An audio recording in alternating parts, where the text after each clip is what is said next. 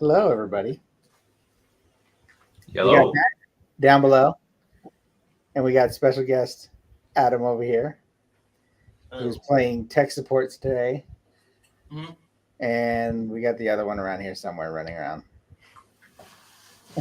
He's coming in. Hold on. Our hair is on fire. Oh, wait. Hi. There you go. There's Jeffrey. Welcome to the Needle Bar, everybody. We are doing curved neckline embroidery today.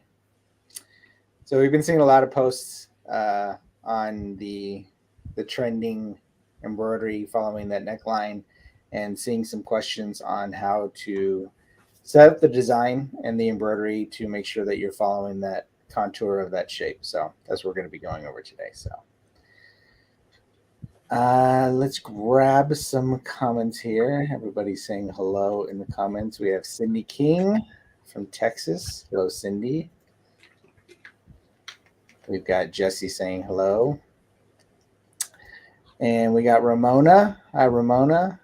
And Letty with Walker Woods Creations. Let's see what else we have here. MN Custom Made, Barb LaFond. And we've got Nikki watching from the airport, I think. And then we got Suzanne. And everybody's saying hi in the comments. So thank you for joining us. So hopefully we could offer some insight on and some information that can help you out when you're trying to do projects like this. So anything you guys got going on you want to talk about first? I'm just here for comedic relief. There stole Jeff's line. So yeah, so we have That was my job. Oh, sorry.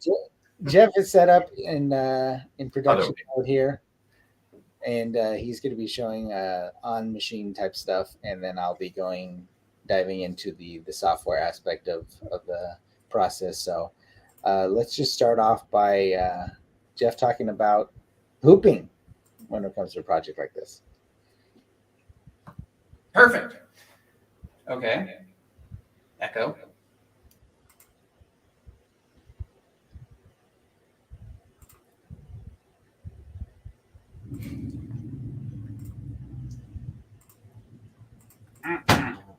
Overhead. Hey, I kept him around for something. I got my 5.5-inch mighty hoop, and that's what I'm going to use to hoop. I've already pre-hooped once. Don't tell Justin. But the first thing I want to do is, this is my wife's sweater. So it's getting an upgrade today with Justin's design. And generally when I do these, I like to, the trend is that they're going up this side. Typically it's the left side that I've seen. And so we want to make sure that we can get it on that side. And the reason why we're showing this hooping first is because this is going to be important when Justin actually goes to digitize it. And this is how I would do one to make sure that it will line up. Every shirt is going to be different. Every sweater is going to be just a little bit different. And so doing it this way, we're going to make sure that we get the proper curve to it. I've got my handy dandy tool, masking tape. For those of you guys that don't know, masking tape is excellent. I'm going to take a little bit and I'm actually going to put it right where I want the design. So I kind of want it to go right up that neckline right that way. And that's just going to be a visual marker for me when I go to hoop it, so that I make sure I hoop it in the right spot and get it there. Now, if you notice on shirts, I always like to lay them out, especially when I'm doing something like this, and I like to look at the grain of the shirt. The grain runs vertically and horizontally, the weave. So that's going to be a visual marker for me that I'm getting it lined up straight in the hoop. And I think that covers everything. If you guys have anything else that you want to throw in there, go ahead. No, I think that that covers the kind of the hooping approach to it. So now we'll get to the actual hooping part of it. I've got, again, it's my 5.5-inch mighty hoop that I'm going to do it with, and I'm going to be running this on the Happy because, well, let's be honest, that's where my USB cord fit. to get to the camera. So that's what we're doing. Now I'm going to go through the base of the shirt to get up to the neckline. And that is on the left side, like I want it to be. And this seam right here of the shirt, that's the shoulder seam. And I'm going to line that up correctly. And I'm also going to be looking at the opposite seam here. Now I know where I want my design to fall because I have my tape. And now it's just going to be a matter of adjusting my shirt in the hoop here to make sure that it's all going to line up. And so I'm looking at the weave of the shirt as I move this into position. I'm going to go up a little bit over the seam because, again, I want to make sure that the design is going to fall in the middle of the shirt. Now, I'm using a 2.5 ounce cutaway with this shirt right now. Again, that's what I had. If I need a little bit more support, I've seen the design. Justin came up with the design, and it doesn't look very stitch intensive, so I'm going to be okay with this. If I wanted to be a little bit lighter, I could probably go with some of the nylon mesh or like Polypro Sports fabric. So now that I've got that lined up, I know that my design is going to go right here, and everything looks good as far as the weave of the shirt. I have the curve of the shirt of the neckline, and I can go ahead and hoop it. So I want to put an injection in real quick. Idea: if you're doing multiple of that a lot and you have to keep lining it up, I think when you first set it up, put your stabilizer and put a piece of like cardstock that's the same size. Once you have the first one lined up, then you can trace the arc of the collar line. So then whenever you're hooping the next one, put it back on there, line it up, hold the top of that, and then slide the cardstock out, and then every single one will be at the same place from then on. At least I think that would work. But if it doesn't, we can blame Jeff for that. No, because especially if you're hooping for a multi-head machine and you want to be consistent, that would be setting up some type of template like that is definitely a good idea to do. Especially when you're hooping something that has an abnormal placement or you're trying to line up to something specific to the garment. A template is definitely a good way to go. Back to Jeff.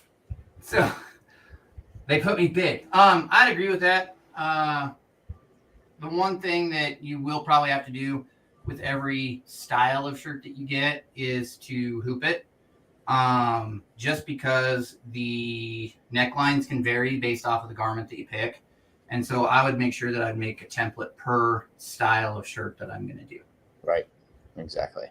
And so now I did this earlier, but I'll pretend to do it again. I would pretend to do it again, except I don't know where I put. Oh, there it is. This is how it really operates, by the way. After that, I would put a tape measure, Adam. I put a tape measure on the hoop, and then you take a picture square down on top of the hoop, and then you bring it into your digitizing software. So the tape measure is going to give you the scale so that you can adjust the size of the design in your digitizing software, and then you've got the curve of the neckline. Which now it's Justin's turn. Takes me to the software. So I just thought of something here, Jeff. You and I have different garments because I actually pre-hooped a garment as well to get a picture of the neckline. So we have a different garment, and I hooped it in a little bit different way. Same idea, same structure, but so my arc might be a little bit different than what Jeff's working with. But I'll go ahead and bring that in. So I found the arc on the side of the shirt. This is actually it's hooped. So my arc is at the top of the hoop instead of hooping it straight on shirt wise.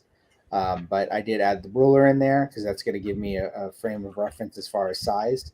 Because when you snap a photo from your camera or your phone, it's not always going to be when you bring it into your art programs or you bring it straight into your digitizing program.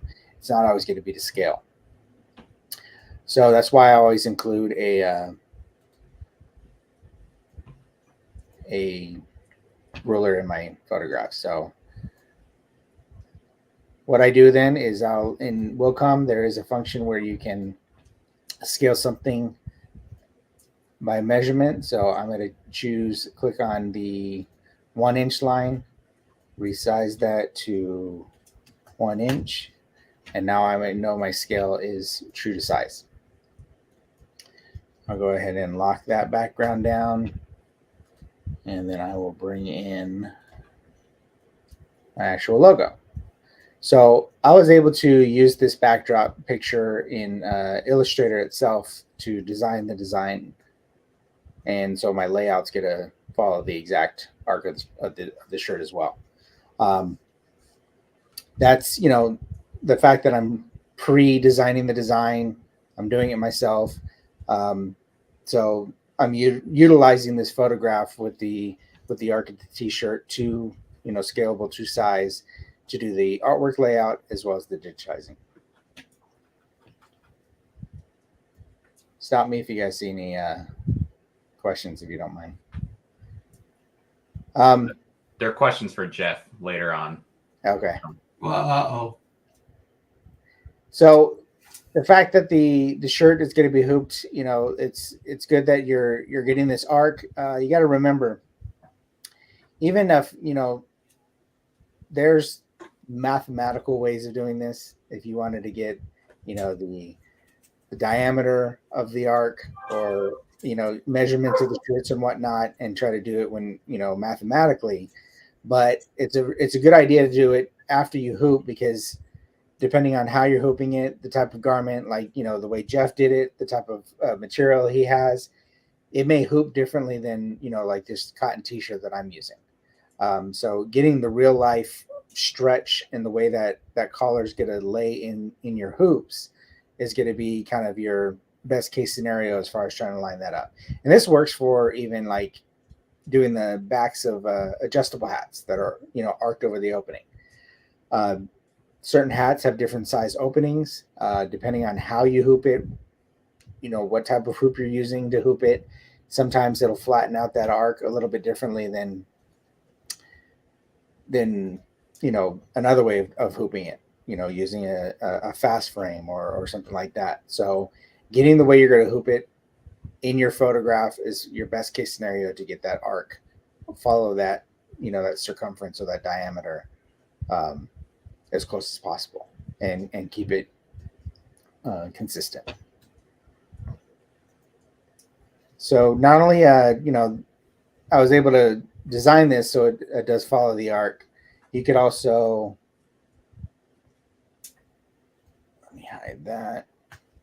Even if you were just doing lettering from the software itself, now that you have your photograph with that arc of the neckline, you can go in here and add just stock text.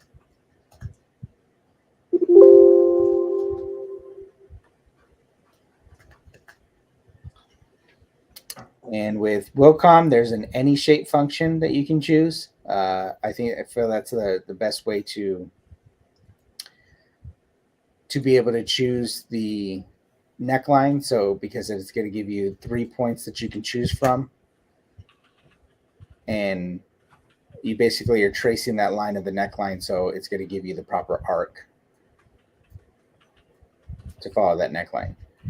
There's also different ways of choosing an arc that if you want to just play with the mathematics of the arc. Oops. You can go in here and change the settings as far as your radius. If you feel it's too much of a flat line, or if it's too much of a arc, you can choose the radius and adjust things that way too as well. This is why I do patches. So much easier. Although you're making it really easy to understand, but so given that this is going on a shirt, you don't have to necessarily follow center out like you would for a hat or anything like that. So I'm gonna go ahead and digitize this, and I'm hoping that if I send it over to Jeff, that I'm hoping it kind of matches his arc of his shirt as well.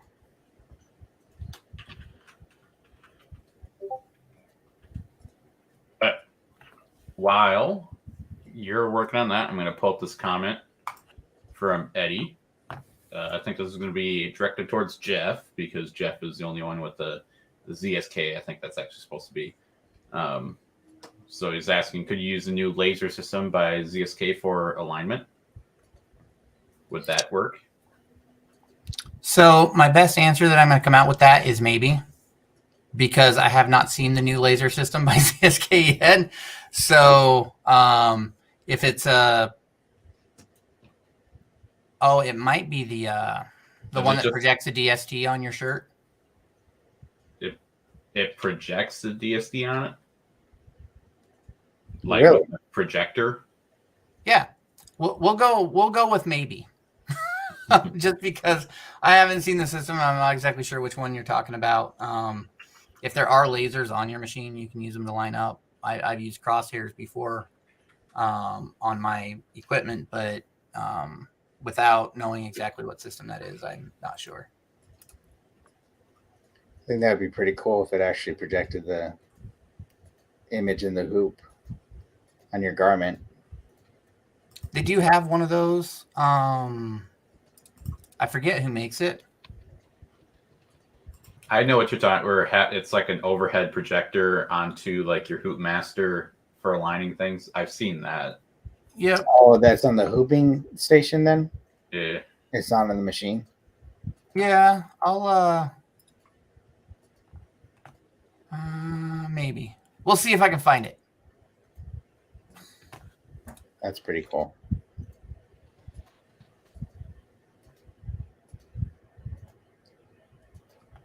Things that they're coming out with on machines nowadays are pretty fantastic. I don't see anything on the ZSK website for news about that, unfortunately.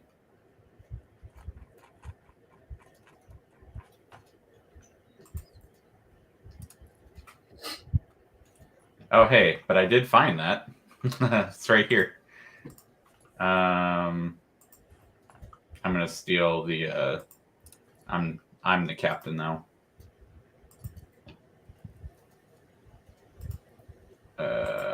Let's see.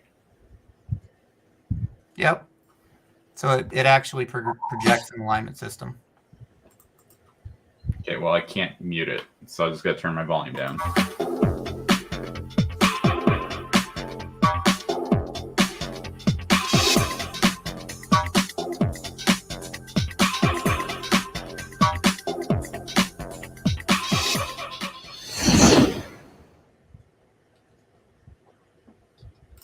That sounded fun. Cool. Yeah, see, and Eddie believes it's about $1,800. So it is really, really cool, and I imagine you'd be a lot faster with it, but it's $1,800. I mean, I'm all about saving time, which is why I bought that laser. But if you are doing a bunch of really random designs like this on different shirts all the time, the time you save might add up. And if you screw it up, I mean, if you're doing a sweater or something where, I don't know, it costs like $70 or something, that's, you know, a bit right there. So was it on the hooping station then? It sits off to the side of it. And you square it up. It's pretty cool. I've seen one at, I want to say there was one at Long Beach last year. I don't remember what booth it was, though. Oh, was there? No, that's someone trying to offer you digitizing. Yeah, seriously. I don't know about everyone else, but I've been getting, I'll get a phone call from Wisconsin because I have a Wisconsin number. Then they'll call from a different Wisconsin number, and then it'll go to a private call or two. It's relentless. Yeah, they're getting smarter. They're getting now local numbers that they can call from. So Barbara's asking, couldn't you just mount a camera and do the same thing? I mean, you can. You would need a projector. Yeah, and I mean, you can also use the computer screen and do all that crazy stuff. You could do it with like OBS or something, but that's just. Yeah, I sometimes it's personally just would. easier to buy the Yeah. buy the thing that's made to do it than to create something to replace it. Because like with the laser that I got, like Jeff and I, we talked about it for how long. It's like, oh, do I just buy a different manufacturer that doesn't have the camera on it and then just add it myself? Then I got to do all the calibration stuff, and I also have to do it. And Time is I money. paid, I think, another $2,000 extra or $3,000 extra in shipping and customs, and it came with the camera. No issues. It was well worth it, just in time and frustration. So I think, I mean, 1,800, yeah, it's a lot, but if it makes your job that much easier, Well, not. And building something like that is going to take. It's probably worth the 1,800. Yeah. And that comes with projector and software and everything too that is going to be good. I mean, if ZSK is making it, it's probably, not going to be found on your clearance section at Walmart. No. There was another one that I saw.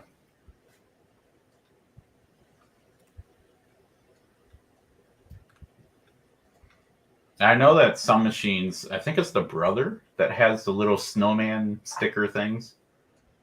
Yeah, Brother has the snowman stickers. Those are really cool. The camera will read it and auto align to it.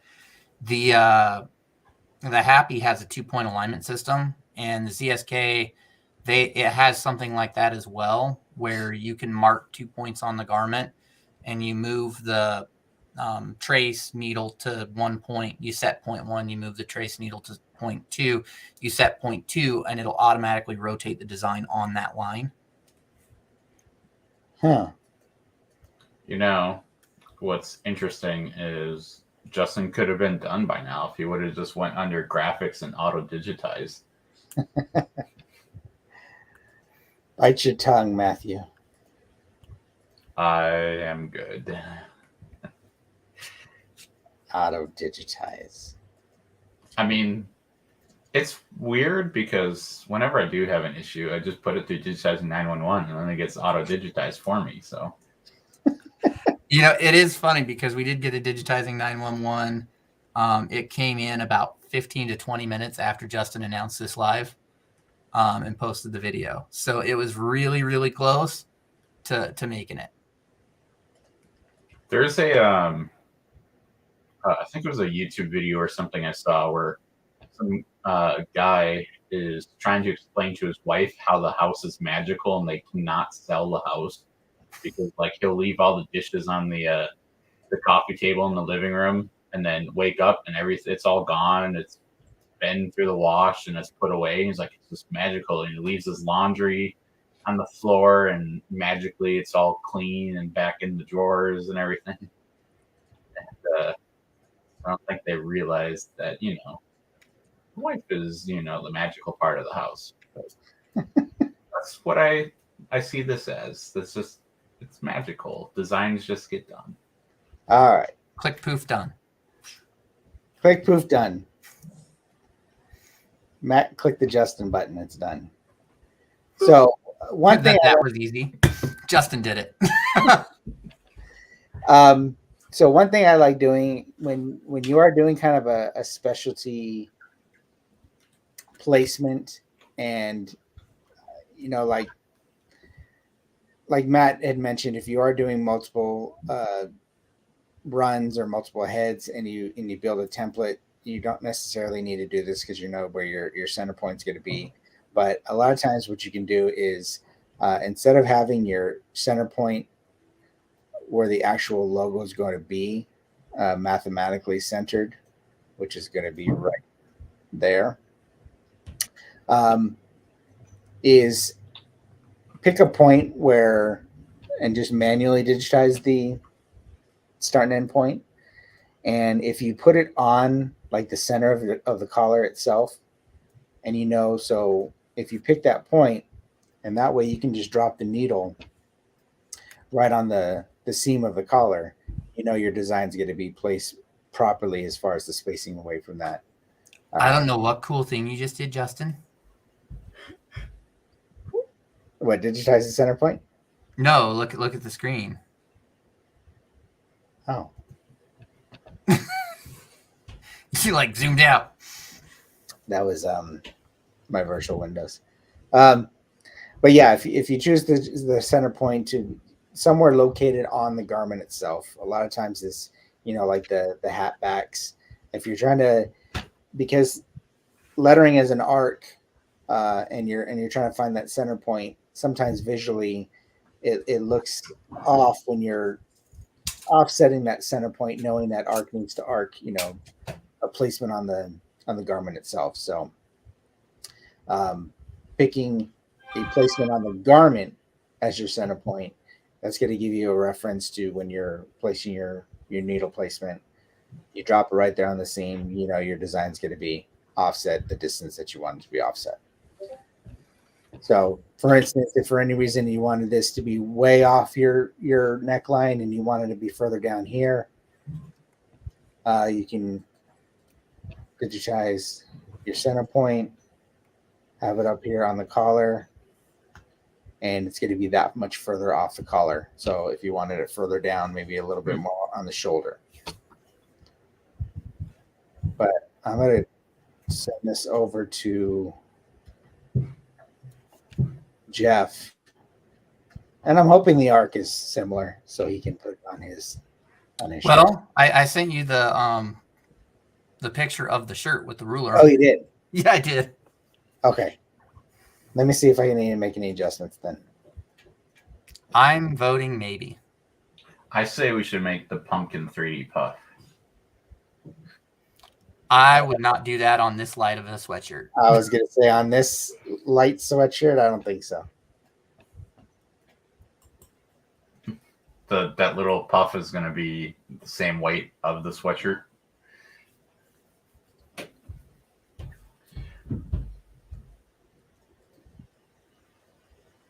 Okay.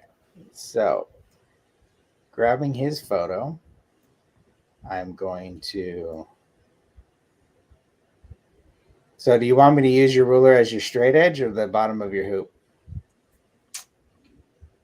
Top of the hoop. Or top of the hoop. Okay, so first I am going to get out of that. I should have put up a glass door and held the hoop in the reflection of the glass door at an off angle with a glare and a sticker on the window. And smudges on your screen. And smudges on my screen. I think that would have been, it would have made it a lot more lifelike.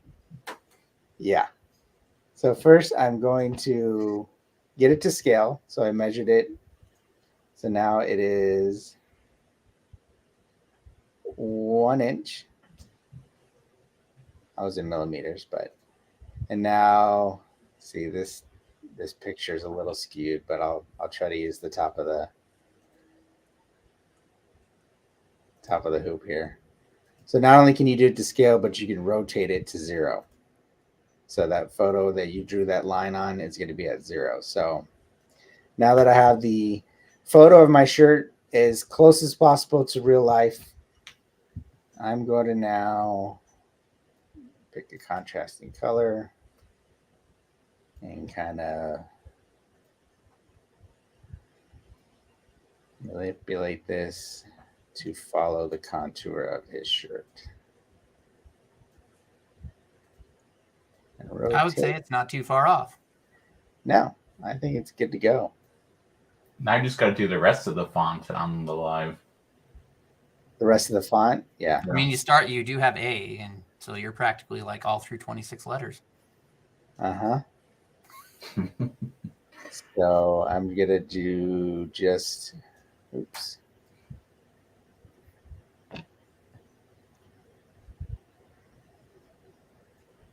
Rotate this part of it just to get a little bit better on this shirt.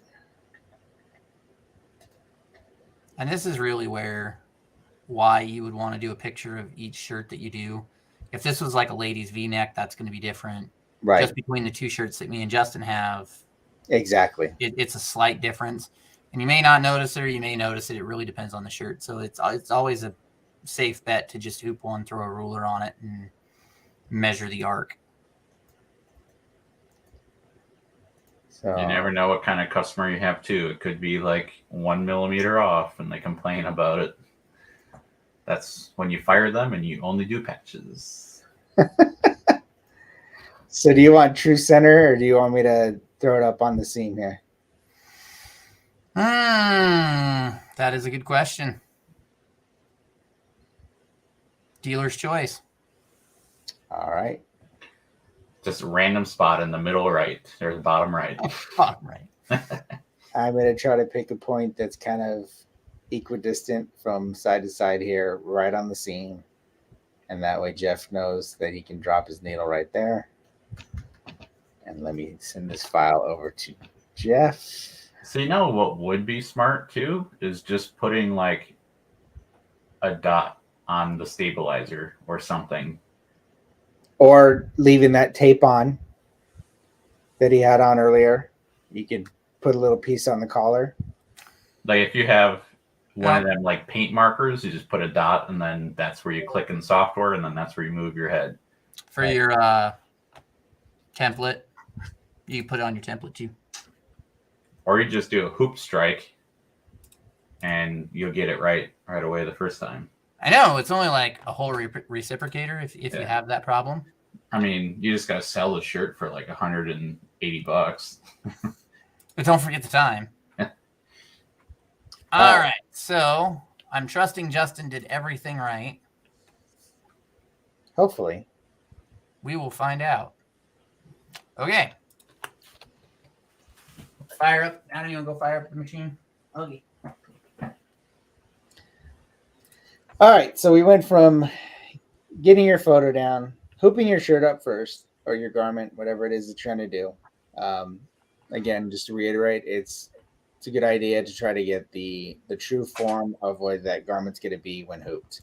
The stretch of the garment, the way you hoop, all that may be different depending on the garment and whatnot. So getting it in real life, like I did before I took the picture, getting your ruler in there so you have a reference of scale. And that way, when you bring your image into your art program, if you're designing the logo, if you bring it into your digitizing program, just to get your scale and your straight line, your straight horizontal, your straight vertical, it's going to give you the most real life scenario on screen on what's going to match your shirt. And that way, you have your arc, you have your placement, and that way, whether you're doing placement of lettering, the design, it gives you that reference. So, and hopefully this will take you to the point where you can get it on the machine, and that's where Jeff is, and we can embroider this, and it's going to be perfect, right, Jeff? Their mics are muted, so I can't unmute them. Unmute. There you go. I hear you. Yeah. Echoes.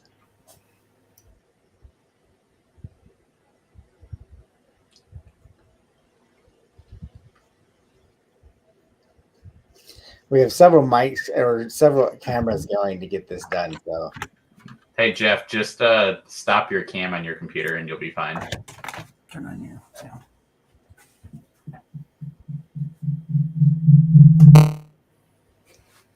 That was fun. That was straight up NES sounds right there. Yeah, that was kind of weird. All right. we're just getting into the ambiance of the spooky season design. We're adding special sound effects for you. Spooky. There you go. So I did see a question earlier. That's Matt. How do we change it? You have to remove everybody but me, and then add everybody back in. What? You have to remove everybody but me, and then add everybody back. Oh, there you go. That's good enough. All right. So I did hoop this, and it is going to go on the machine from the bottom coming up. So the first thing I have to do is rotate the design, because right now it's set that it's going to come, and I would have to go through the neck hole, which actually I could probably go through the neck hole. We'll go through the neck hole.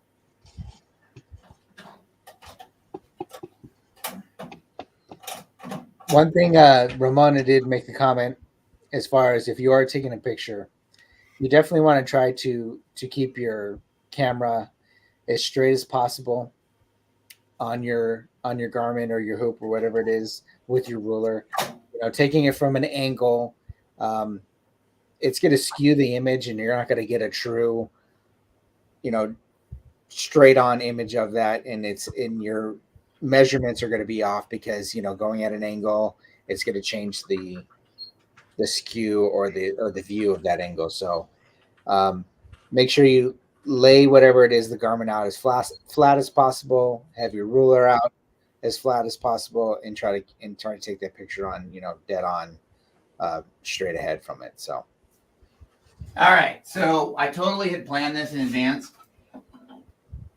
I'm going to put orange on the machine, because I think that's going to be a good idea.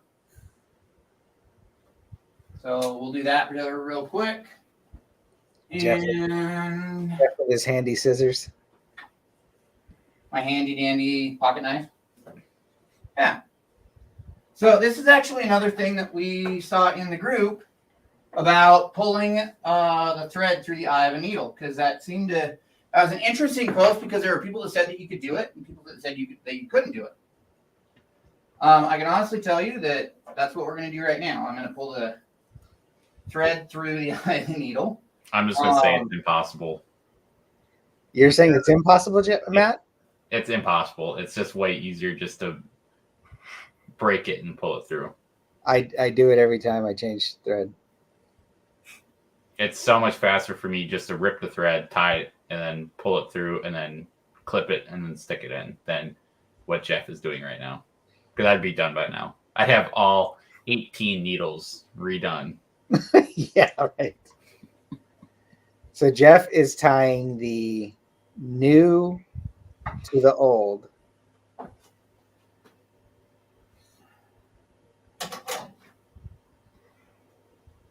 I wonder if Adam could switch it to the camera that's actually looking at the happy. Yeah, that was a good idea. Whoa, that was magical. Mm-hmm. So that's fun. This is the downside of doing this sometimes, is if your knot comes undone when it's in the machine or going through the tensioners, that's not necessarily the best thing. So I'm just going to move it to another needle for sake of time. I think that camera froze. Yeah, I was going to say, is that a still picture there, Adam, or is that? Yeah, I think it's froze. How do I unfroze it? Just go back to the other one and then probably just unplug the camera or something and plug it back in. When in doubt, power cycle. That's a dad question. That's a dad question. Because he is the one that currently is within arm's reach of the camera. I want to thank Adam for our technical support today. And technical humor. Like Mike says here, tie off, pull through every time. Matt's wrong. I feel attacked.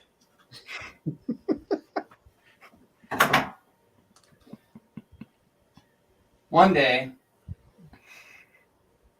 But when it does come untied, when you're going through the tensioners, it does get very frustrating. So it actually untied before it hit the tensioner, right as soon as it entered the head. So I can actually just back it up a little bit and retie it. but I don't think y'all want to be here that long. So one way you can try to combat that, if you are going to have any point in time where it may pull through a little bit out of the knot, you can just leave a little bit longer tail from the thread that's already on the machine. When you tie the new thread to it, leave a longer tail, so if there is any slippage as you're pulling it through, it has more slack. Or you just do it my way and you don't have a single issue at all. And right through the needle.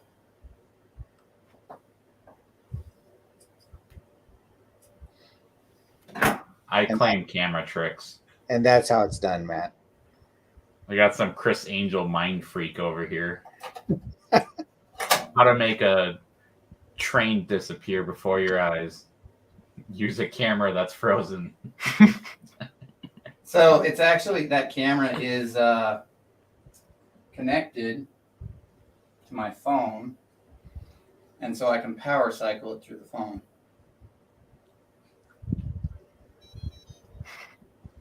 And there it should have went away. And it should have come back. Yep.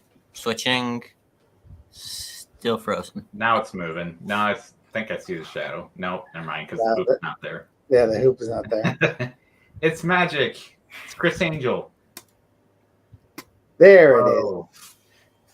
You have to, yeah. He's better at technical stuff. All right. This is So level if I 2 remember text. right, it's the text first. It's the text first, so it's going to start in your bottom right, or I'm sorry, your top right of your hoop. And I put the center point. Just find your seam. Camera's frozen again if you're at the machine. He is. Yep. Yeah, Oh, just I know switch what it back is. to that other camera, Adam. Yep. My dad's gonna fix it. Hopefully. Okay, level 3 tech support. If it didn't go wrong, it wouldn't be live, right? Exactly. And we have people yelling at you in the chat. It's because you did the square knot. I swear. I did do a square knot for that. And we'll cycle it to something else and then back and hit OK. And now it should be OK because it's connected. We will see. Nope, it Nope. definitely froze. All right, just change it to a different camera. You guys don't get to see it. I'm sorry. Oh, maybe. We experienced technical difficulties. Yeah. But we're improvising. Hopefully. Maybe. We'll see. USB cables are definitely a thing. Mhm. All right. Top down, Adam. Yep. There we All go. right. So I've got it going. The first needle it's going to do is green. Then it's going to do the stem. I'm going to have it do green again. And then the pumpkin is going to be orange, which is 10. And hopefully I got the color sequence right. So next up is going to be design placement. I'm on needle number 7. So I can go ahead and pull that down. And according to Justin's instructions, it is right on the seam, kind of in a midpoint Yep. of the shirt. So Hey, Cindy has a good comment that Adam should hold the camera. he definitely should. I'm coming. Hold on. We got some micro adjustments and placement. So that looks good across the seam. It's going to do the neon green, and then it'll go and do the orange. I'm just going to hit the trim button. Get that to cycle up. Measure twice, so once. Right, measure. So once, measure twice.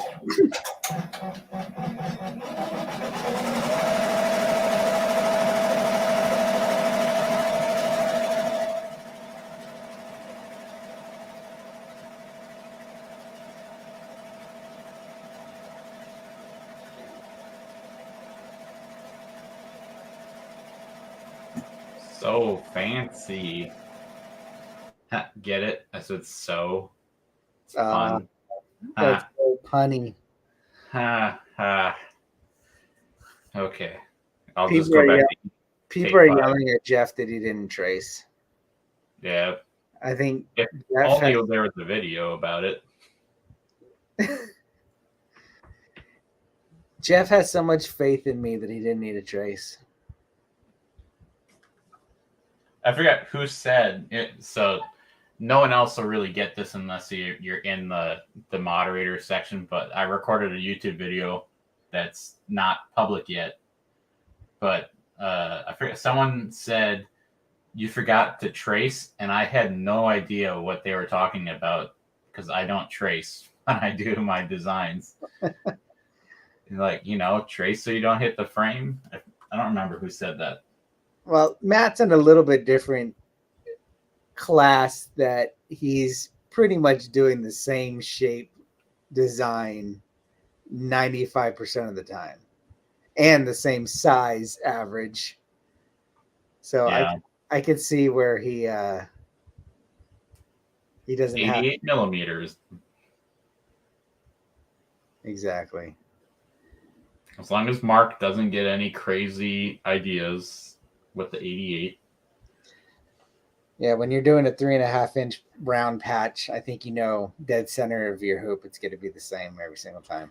Yeah, the only issue that I do have is when I forget to change it from bottom left corner back to center, and I put it in the center of the hoop, and then I hit run, and then I see it quickly jog to pass the hoop, and I smack that emergency stop button as fast as I can. So maybe it should be a good idea to trace. Nah, it's in my quality check to make sure that it's not, in the wrong start spot. That's the only time it's ever gotten me was that.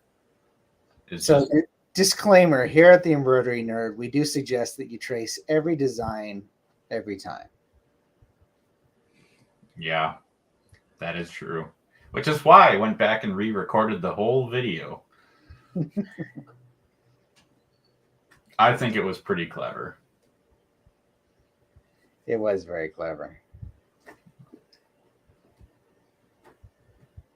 So hopefully Jeff's wife is going to like the addition to her favorite sweater or sweatshirt. I think it was even an heirloom shirt too, handcrafted. Handcrafted to get her in the spooky season. Yeah. Mine.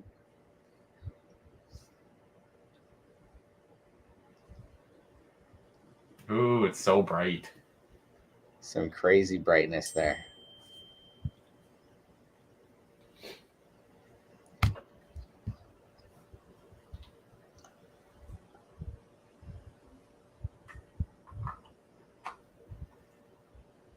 And also on a side note for tracing on the Happies, it's a royal pain to do it because it's not just like a button to push. You have to go into like 3 menus or something and then finally tell it to trace.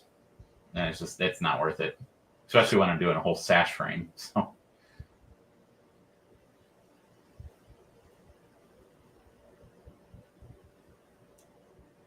Yeah, so yeah, it's definitely especially when you have software, when you're calling up the software, typically you have a view where it'll show you your start and stop point. So every step of the way, it's always good to have kind of your list in your head of checkpoints that you do. Glance at the screen of your software when you call up the design. Make sure that the start and stop points in the correct, if it's centered, which most designs do, true center. Once you hoop it, making sure you're right on the right needle. That's another thing too. Visually, you think you're on needle 7 when the machine's actually on needle 8. So when you go to trace it, sometimes you're looking at the wrong needle. So that's another visual that a checklist item that you should do, and then also always trace. Just a safeguard. It's going to save hoops. It's going to save reciprocators and a lot of time and money.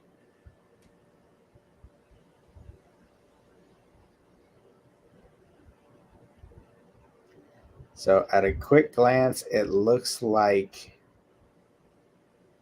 this arc worked pretty well with this shirt for Jeff. So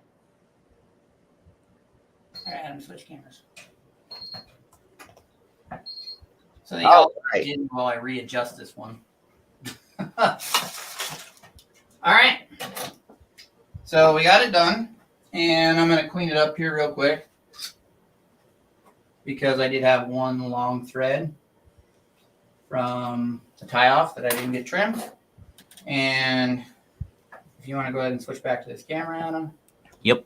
So there you guys can see, square up the camera a little bit and square up the picture in the camera. Both of those help. All of those things help. So as you guys can see here, that's how that arc laid out. I could have came over just a little bit more and up just a little bit. All in all, it's really, really close. And that's something that I would, if I was doing more of these, then I would make the adjustment on the machine and run it again. But we can go ahead and unhoop it here. One thing also, if you're not using like something that's visually a perfect line, like all capital Arial block, that's going to have a line at the top of the text that needs to be uniform. This font, because it does, it's upper lowercase. Some of the letters sit higher than the other letters. Sometimes that could be a blessing where it's kind of gives you a visual where that if you're a little bit off, it's going to hide that. And then also sometimes it could be where you can be dead on, and because the variations of height and shape of the letters, it can make it look crooked sometimes. So, but all in all, given that Jeff is at his place and I'm over here and we're just kind of throwing back pictures back and forth, I think this came out pretty close. And this is the part where they both announced they're moving to Omaha.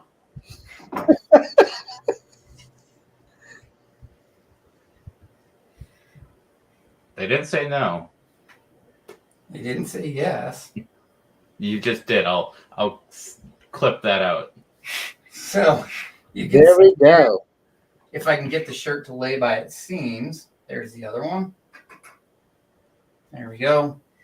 We've got that arc that follows that pretty well. The K actually pushed it down a little bit, but like Justin was saying, with the difference in heights of the design, but that is,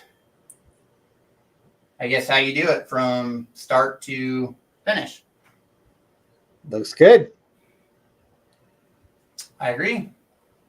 So we have a nice festive shirt for Jeff's wife. Yep. So she'll be excited. She hasn't seen the design yet, so she'll be excited. I stole her shirt. You should do another shirt with a completely different design on it. That is not the design that would be approved as a joke.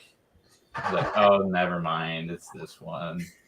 Tips how to get in the doghouse. That is how you get in the doghouse. All right. So, Adam, if you want to swap the camera. Yep. Back to main. I don't know if we have any questions. What are the comments? We've got a bunch of, looks good. I'll bring this one up. Mike said to always watch the needle plate, not the needle, because, if you're like, oh, I'll trace and watch needle number 1, but you're really not on needle number 1, that can be a problem. Yes. Yeah.